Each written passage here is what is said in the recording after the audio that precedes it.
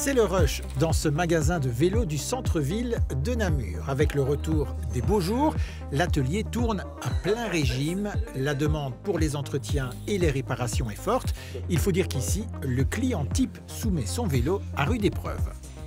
On a des cyclistes de plusieurs genres. On a essentiellement des cyclistes quotidiens. C'est-à-dire qu'ils font tout avec leur vélo. Aller faire des courses, aller au travail, les enfants aller à l'école. Et puis il y a le cyclisme de déplacement, d'aventure et de voyage qui est en plein développement. Et ça, c'est une de nos marottes, c'est de soutenir les gens qui veulent aller quelque part à vélo, plus ou moins vite, plus ou moins loin. C'est le pari de cette enseigne spécialisée. Investir une niche pour se démarquer des grandes chaînes. Et cela fonctionne. L'entreprise a ouvert son 4e magasin. Il faut dire qu'après quelques années compliquées, le secteur du vélo retrouve des couleurs en Belgique, notamment grâce aux vélos électriques. Dorénavant, leur vente dépasse celle des vélos classiques. C'est vrai qu'ils permettent de minimiser l'effort physique, mais ils sont aussi plus chers. Le prix moyen d'un vélo neuf a grimpé de plus 55% en 5 ans. Alors un moyen de s'offrir un vélo tout en respectant son budget, c'est le leasing professionnel quand l'employeur, bien sûr, le propose. C'est-à-dire, j'échange une partie de mon brut, de ma prime de fin d'année, contre un vélo qui est pris en leasing sur 3 années, en fait. À la fin de ces 3 années-là, le travailleur décide est-ce que je le garde ou est-ce que je rends le vélo. Donc c'est très avantageux pour le travailleur parce qu'il ne doit pas sortir du net de sa poche pour acheter le vélo. Il va échanger une partie du brut contre le prix du leasing. Les assurances et les entretiens sont inclus dans le leasing. L'UCM propose depuis peu ce système à ses propres employés. Ils sont une 50aine à avoir fait ce choix en une année.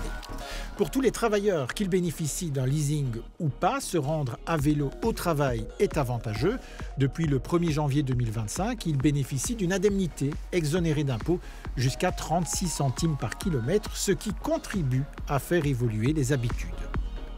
On voit que les travailleurs vont un peu choisir leur mobilité en fonction de la réalité du jour, que ce soit le temps. Donc, il fait beau, je prends le vélo, je vais prendre un collègue, je vais faire du covoiturage, je vais aller au bureau de Bruxelles, je vais prendre le train. Un usage hybride qui évolue très vite et qui va prendre de l'ampleur. Retour dans le centre de Namur pour découvrir une nouveauté dans le magasin de François. Et cette nouveauté est wallonne. Pour se démarquer, B-Move s'est aussi engouffré dans une niche, celle du vélo pour enfants jusqu'à 15 ans. Le pari, c'était de rentrer dans un segment que les autres ne font pas en fait. Les magasins ne vendaient quasiment plus beaucoup de vélos pour enfants, ils avaient un peu abandonné parce que la grande surface du sport avait pris le dessus, avec des vélos surtout axés quantité, volume, alors que nous sommes rentrés dans un segment de qualité, de légèreté, d'ergonomie bien réfléchi. Et l'idée, c'était de proposer ça dans les magasins spécialisés sur le service, spécialisés sur la technique. Pour tester le marché, la marque s'est lancée avec une gamme restreinte, surtout centrée sur l'apprentissage du vélo, avant de l'élargir pour répondre à la demande. Elle propose aujourd'hui des vélos mieux équipés pour une utilisation quotidienne, comme aller à l'école ou à la salle de sport. B-Move se trouve particulièrement en Belgique, mais aussi depuis maintenant très peu de temps énormément à l'étranger. On vend plus à l'étranger qu'en Belgique, ce qui a changé. Et on se retrouve dans 17 pays européens, au Qatar, et dans grosso modo 500 magasins de cycles spécialisés. Pour soutenir la croissance, une gamme de VTT est en cours de développement. On souhaite à la jeune marque de participer à l'essor du vélo en Wallonie. Il représente aujourd'hui environ 400 emplois, essentiellement dans la vente et la réparation.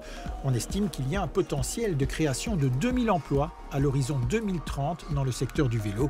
C'est la route qu'on lui souhaite de suivre.